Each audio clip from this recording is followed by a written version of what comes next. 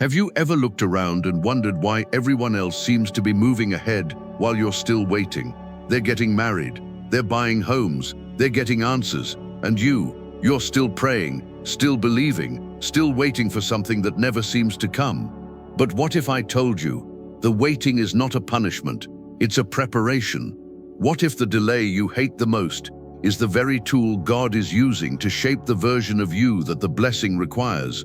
In the next few minutes, you'll discover why God sometimes makes you wait longer than everyone else, and the 7 divine reasons behind your delay. But before we begin, write this in the comments: Lord, teach me to wait with purpose. And don't forget to like this video, because someone else who's growing weary needs to hear this word tonight. There are moments in life when time itself feels like your enemy. You wake up, pray, and it feels like heaven has you on hold. You see others stepping into what they prayed for, while you're still stuck waiting for a door that refuses to open. You scroll through testimonies, watch people celebrate breakthroughs, and you whisper to yourself, when will it be my turn? But what if the delay isn't working against you, it's working for you? What if what you call stuck is what God calls still under construction? The truth is, divine timing often offends human logic. You may think you're behind schedule, but God doesn't work with clocks. He works with character. While we measure life in minutes and milestones, heaven measures in maturity and mission. And so when you ask, why not yet? God whispers, because I love you too much to give you what you're not ready to carry. Look at Abraham. The promise of Isaac came when his body was old and Sarah's womb was dry. Why? Because when the promise looks impossible, no one can take the glory except God. Look at Joseph, thrown into a pit, forgotten in a prison, misunderstood by those he helped, and yet every delay was moving him closer to Pharaoh's palace. Look at Jesus, 30 silent years before 3 years of ministry that shook eternity. Heaven's pattern has never changed. Delay first, glory later. When God delays, He is not punishing you, He is perfecting you. Delay is God's way of making sure the blessing fits your shoulders. If He releases it too soon, it can crush you instead of crown you. There's a powerful truth hidden in waiting seasons. God slows you down when the destination is sacred. He knows that some things can't be rushed. You can't microwave destiny. You can't fast-forward formation. The longer the process, the purer the product. And maybe that's why you feel unseen. Because hidden seasons are holy. Just because the crowd can't see what God is doing doesn't mean nothing is happening. The seed buried underground looks dead, but it's preparing to break through. Your silence, your tears, your confusion, it's all fertilizer for the promise to grow roots deep enough to last storms. Every unanswered prayer is still in God's queue. Every not yet is heaven's version of hold on, I'm not done shaping you. And when the wait feels endless, remember this: God's promises have no expiration date. They might arrive later than expected, but never later than needed. So take a breath. Stop comparing timelines. Your delay is not evidence of abandonment. It's evidence of detail. He's working on something specific, something that has your name written on it, something that can't be shared or stolen. And when the moment finally arrives, you'll look back and realize, if it had come sooner, you wouldn't have been ready, and it wouldn't have lasted. That is the mystery of delay. Heaven's slow answers are never late. They are right on time for the version of you that will be able to hold them. When God makes you wait, He's not punishing your faith. He's strengthening it. There is a level of maturity that can only be born in seasons of delay. You can't learn trust when everything happens fast. You can't learn patience when every door opens easily. And you can't learn faith if you've never walked through silence. Maturity is not about age. It's about endurance. It's about learning how to believe when belief hurts, how to pray when the heavens seem closed, how to smile when the heart feels heavy, because it's in the waiting room of life that your spiritual muscles grow. You see, when everything is stripped away, the job, the relationship, the clarity, what remains is your raw faith. That's when you stop performing for God and start depending on Him. That's when you learn that peace isn't the absence of pain, it's the presence of purpose. Maybe that's why God hasn't moved yet, because He's not just preparing your blessing, He's preparing you. He's building a faith that doesn't collapse at the first sign of pressure, a faith that doesn't quit when prayers aren't answered immediately, a faith that doesn't need confirmation to keep walking. Remember Peter? He followed Jesus with passion, but it wasn't until he failed, until he denied Jesus, that he became a rock. Sometimes, failure teaches you more about faith than success ever will. You learn who you are when God doesn't give you what you want. And think about Job. He lost everything, his wealth, his family, his health, and yet through all of it he said, "Though he slay me, yet will I trust him." That's not the voice of a weak believer. That's the sound of maturity. That's the kind of faith that only grows in long nights of unanswered prayers. Spiritual maturity means you stop chasing outcomes and start chasing intimacy. You don't ask God, "When will you do it?" You ask God, "What are you doing in me while I wait?" Because waiting is not wasted when you let it transform you. There's something powerful about believers who've been through enough storms to stop panicking at the sight of clouds. They've seen too much of God's faithfulness to doubt him now. They know that even in silence, he's still sovereign. Even in delay, he's still deliberate. So if you've been waiting longer than everyone else, take comfort. You're not behind, you're being built. You're being refined into the version of you that won't break when the blessing comes. And when you finally receive what you've prayed for, you'll hold it with humility, not pride, because you'll remember the process that built you. Maturity doesn't come from what God gives. It comes from what God withholds until you're strong enough to handle it. So don't despise the waiting. Embrace it. Because the longer he takes, the deeper he's working. And when he's done, you'll realize he wasn't delaying your destiny. He was deepening your roots. Sometimes the reason you're waiting is not because God is preparing the blessing. It's because he's preparing the people connected to that blessing. You think it's about a delay in your destiny, but God sees it as a delay in their readiness. Because if he gave it to you now, the wrong crowd would surround you. The wrong friends would celebrate you. The wrong voices would influence you. And what was meant to lift you would instead destroy you. God doesn't just answer prayers. He arranges seasons. He moves people in and out of your life like chess pieces.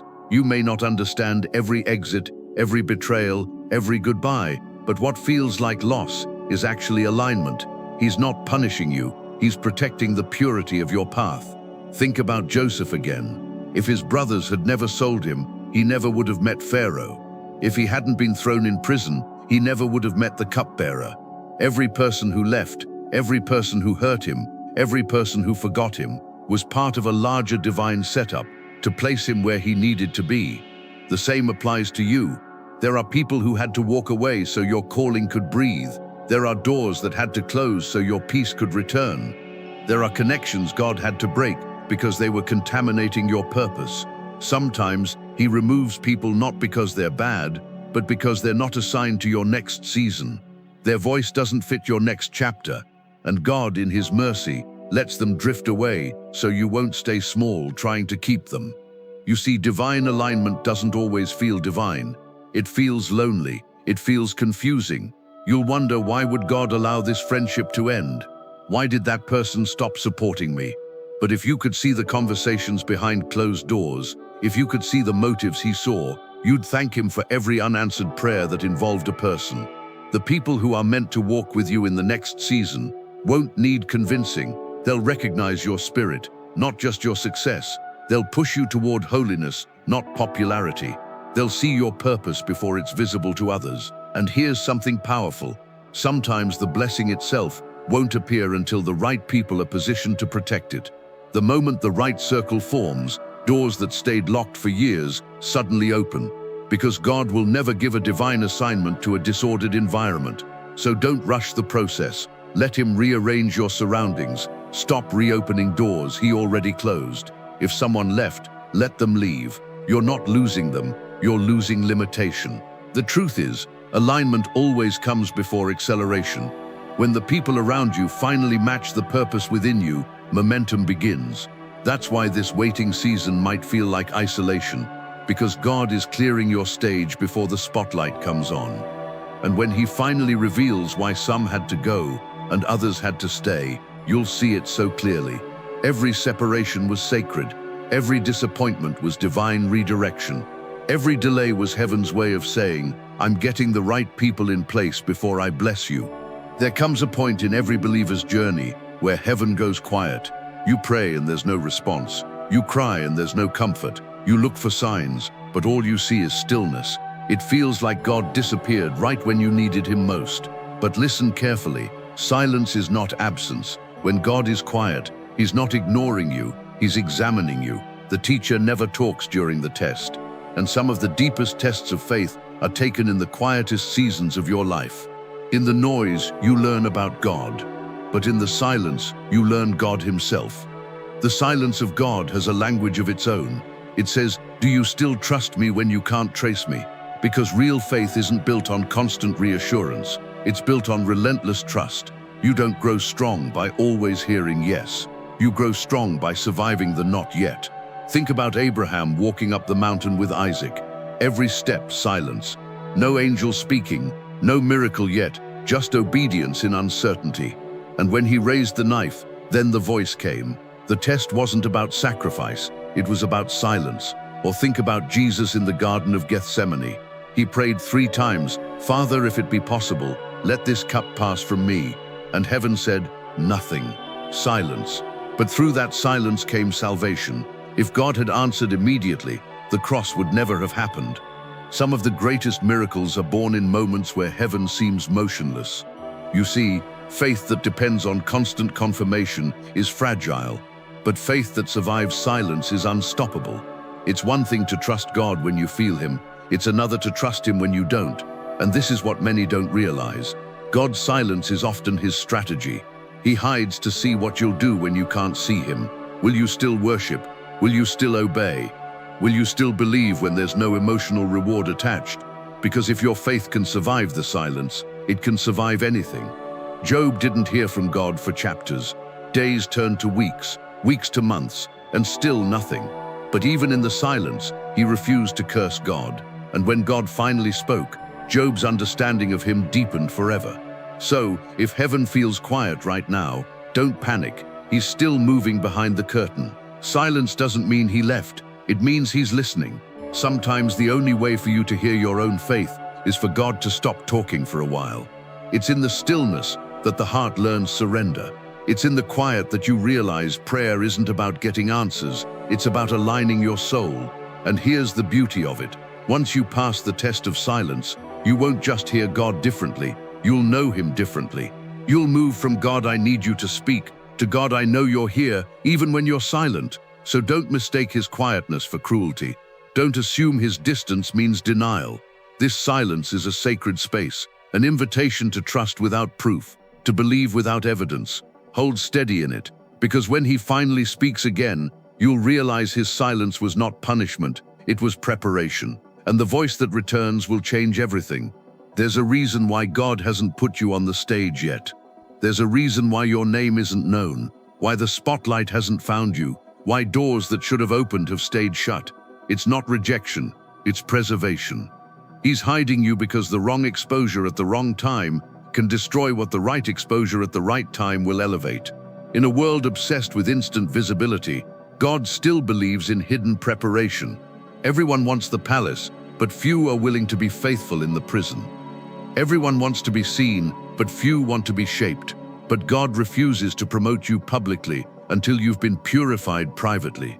Look at Joseph. The pit didn't break him, it built him. The prison didn't humiliate him, it humbled him. Before Pharaoh ever handed him authority, God had already given him identity. That's why when Joseph finally stood before the throne, he didn't need to prove himself. He was already prepared. This is what divine protection looks like. God will sometimes delay your opportunity so that your character can catch up with your calling. He won't let you go viral if it will make you vanish spiritually. He won't let the crowd cheer for a version of you that he's still refining in secret, because exposure without endurance leads to collapse. What's the use of shining brightly for a moment if you burn out before your time? What's the use of being seen by many but known by none, including God? When heaven hides you, it's not to punish you, it's to polish you. It's in those quiet, unseen seasons that he teaches you to lead without applause. He teaches you to pray when no one's watching, to worship when nobody's clapping, to stay pure when nobody's checking, because he knows that what you build in secret will sustain you in public. Even Jesus spent 30 years hidden in Nazareth before 3 years of miracles. 30 years of silence, carpentry, and waiting for the Father's signal. If the Son of God himself waited to be revealed, What makes us think we can skip the process? Hiddenness is heaven's training ground. You're not being overlooked, you're being over-prepared. You're not forgotten, you're being fortified. The world sees delay, but heaven sees design. Sometimes God keeps you invisible because visibility would attract warfare you're not yet ready to handle. He's shielding you from jealous eyes, from spiritual attack, from pride, from self-destruction. He knows that if he unveiled your destiny too soon, the weight of it might crush you. So when doors stay closed, don't kick them down. When nobody notices you, don't rush to be seen, because God's delay is his filter. He's testing whether you crave validation more than obedience. He's asking, will you still serve me when nobody's applauding? Will you still be faithful when nobody's watching? The hidden ones are the trusted ones. And when he finally reveals you, it won't be partial or premature. It will be perfect. You won't have to push it, post it, or promote it. Heaven itself will make your name known. So if you feel buried right now, stay still. You're not buried to die, you're planted to grow. When the season shifts, what was hidden will bloom. And those who once ignored you will say, where did they come from? And you'll smile, because you'll know, I've been here the whole time. God was just protecting me from premature exposure. Sometimes the hardest lesson God teaches you in the waiting room is this: people were never your source. He was. You just didn't realize it until they left. You thought they were holding you up, but God was the one holding you together all along. When God wants to take you higher, he has to remove what you lean on, because if he doesn't, you'll keep mistaking people for provision and relationships for rescue. He'll strip away the comfort of dependency until all that's left is you and him. That's not cruelty, that's correction. He doesn't want you idolizing people who can only offer temporary help. He wants you to depend on the one who never runs out. So sometimes, he'll let the people you trust disappoint you, not because they're evil, but because he's teaching you that your peace should never be in human hands. Have you ever noticed that in some seasons, the same friends who cheered you on suddenly go silent? The people you once ran to stop answering your calls. It's not a coincidence, it's a classroom. He's showing you that when you have no one left to depend on, you discover that God was enough all along. Look at Elijah. He sat under a tree, exhausted, wanting to die after Jezebel's threat. He felt alone, abandoned, betrayed by the same people he served. But in that moment of despair, God sent an angel, not a friend, not a crowd, just divine provision from heaven itself. Because sometimes the only way you learn that heaven provides is when earth stops responding. Or look at Paul. He said, at my first defense, no one stood with me, but the Lord stood with me and strengthened me. That's the level of faith God is calling you to, where even if everyone walks away, you're still anchored, because the one who called you has never left your side. Dependency on people will always lead to disappointment, because people are limited. Even the kindest hearts run out of strength. Even the best intentions fall short. But when you learn to depend on God, you tap into a source that never runs dry. That's why he lets some relationships fade. That's why certain doors close even when you prayed they'd stay open. He's breaking the addiction to approval. He's detoxing your spirit from validation. He's removing every false savior so that your eyes can finally see who the real provider is. And yes, it hurts. Letting go always does. It feels like rejection, but it's redirection. It feels like abandonment, but it's alignment. God isn't leaving you empty. He's making room for himself. He's teaching you to walk by faith, not by familiarity, to seek his voice before you seek advice, to find comfort in his presence before you chase it from people. He's raising your dependence level, not on man, but on mercy. And when you come out of this waiting season, you'll be unshakable, because you'll no longer rely on applause to know you're anointed. You won't need a crowd to feel chosen. You'll stand with quiet confidence, knowing that the same God who sustained you in isolation will empower you in revelation. So if people have walked away, bless them. If they no longer support you, release them. You don't need to beg anyone to stay where God has already left. Because once he breaks your dependence on people, you'll never again mistake their presence for his provision. Before God enlarges your territory, he stretches your capacity. And the stretching never feels holy, it feels like breaking. You pray for growth, and suddenly life gets heavier. You ask for increase, and suddenly everything costs more. You say, God, use me, and he starts removing everything that keeps you comfortable. That's how heaven answers, because greater anointing requires greater endurance. When a wineskin is stretched, it creaks and strains under pressure, but if it refuses to stretch, it bursts when the new wine comes. In the same way, God can't pour new blessings into an old mindset. He has to stretch your faith, your patience, your surrender, so you can carry what's next without collapsing.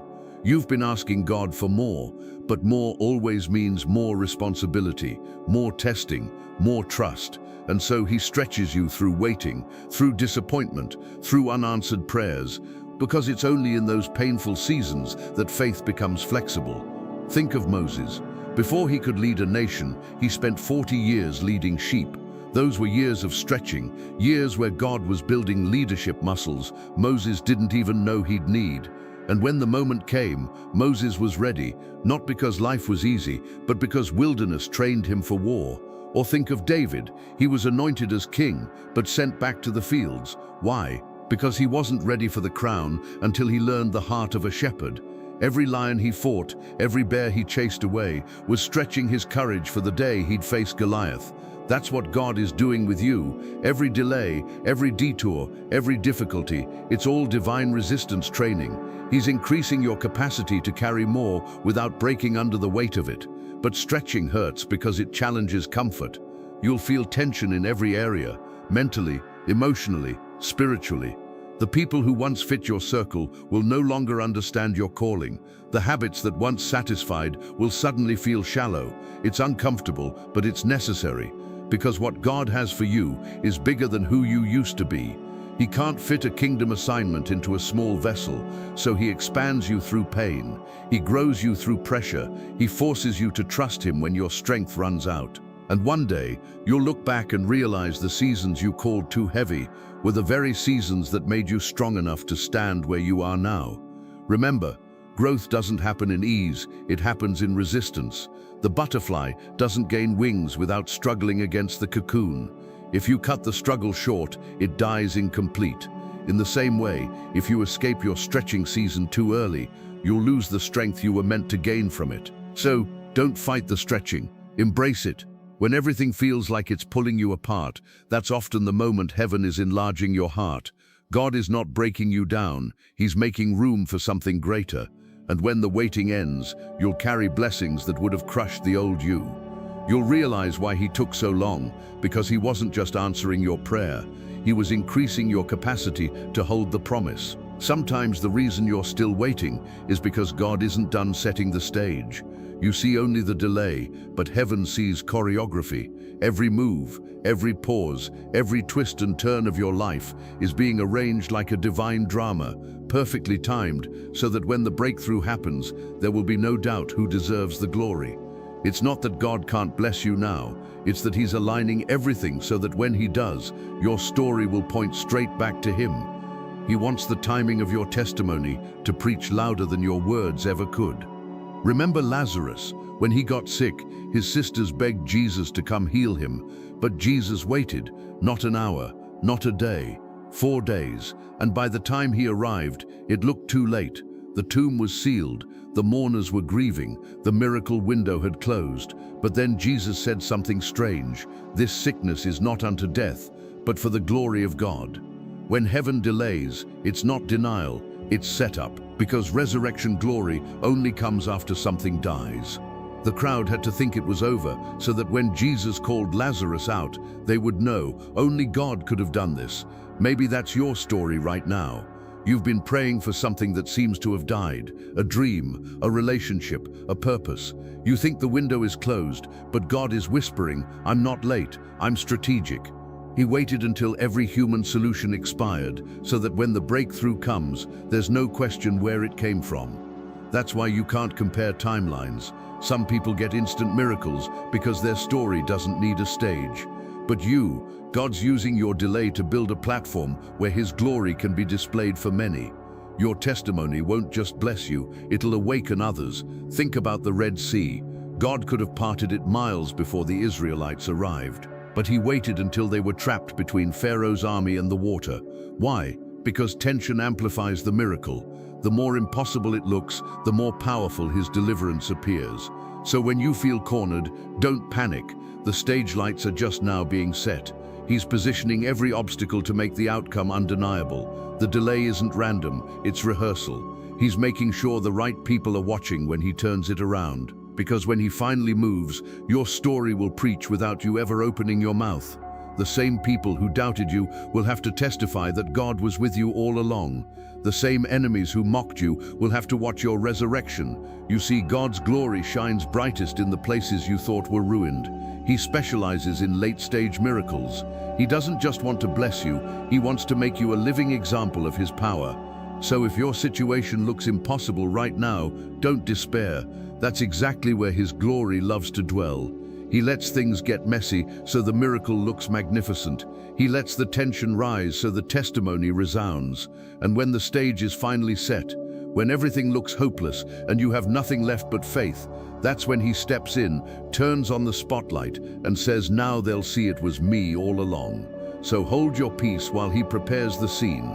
Because when he's finished, the story will not end in defeat, it will end in glory.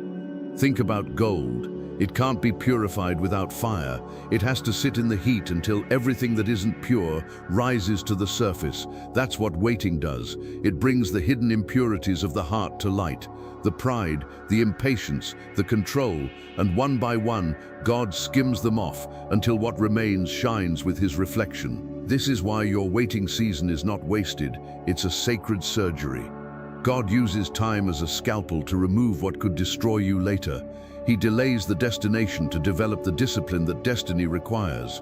And you'll notice something strange about waiting. It changes what you pray for. At first, you beg for results.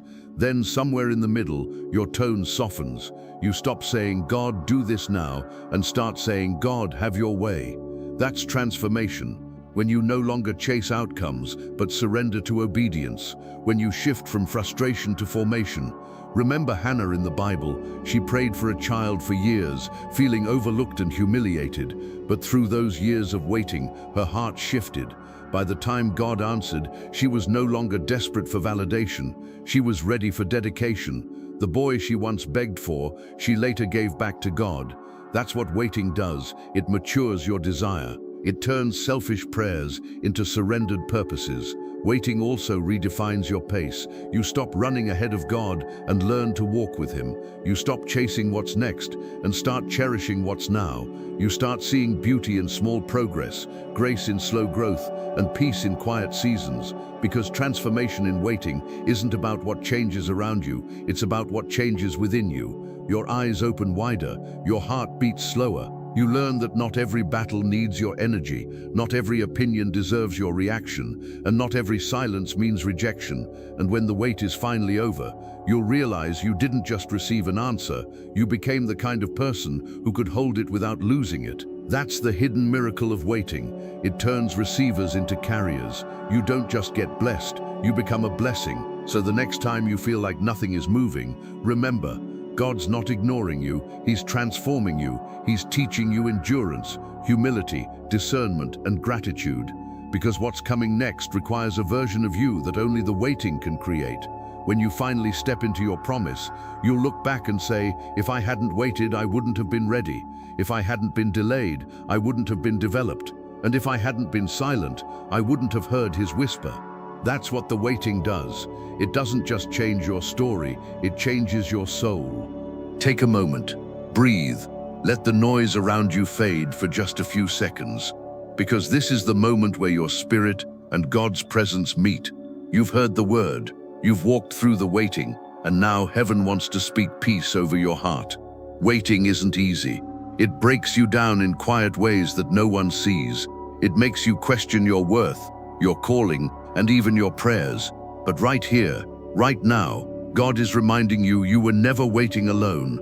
He was beside you in every sleepless night, in every unanswered cry, in every quiet tear that no one else saw. When you thought nothing was happening, he was rearranging everything. When you thought he forgot you, he was writing a story that only time could reveal. So tonight, let's turn your waiting into worship. Heavenly Father, I thank you for every delay that protected me from destruction. I thank you for every no that redirected me to your yes. I thank you for every door that stayed closed until I was strong enough to walk through it. Lord, teach me to wait with patience, not panic. Teach me to see your hand even when I can't hear your voice. Help me to trust that the same God who started this journey will finish what he began. When my heart grows weary, remind me that you are still working. When I'm tempted to compare my path to someone else's, remind me that my story is written in your perfect timing. When I feel forgotten, whisper to my soul that you have not missed a single prayer. God, refine me in the waiting. Shape my desires until they match your will. Strengthen my faith until I no longer need signs to believe. And stretch my heart until it beats in rhythm with yours. Father, I surrender every timeline, every deadline, every fear. If waiting is where you are, then I will wait here, not with frustration but with faith. Because I know that what you are preparing for me is far greater than what I could prepare for myself. In the name of Jesus, amen. Now speak these words out loud wherever you are. Let your room become a place of agreement with heaven. Say them slowly. Let them sink deep into your heart. I will not rush what God is still refining. My timeline is in his hands, and his timing is never late. I may be waiting, but I am not wasting. Every delay in my life is divine development. What God is building in me will last longer than what I thought I lost. I will not envy others. I will expect God. My story is unfolding exactly as it should. I choose peace over panic. I choose trust over control. I choose faith over fear.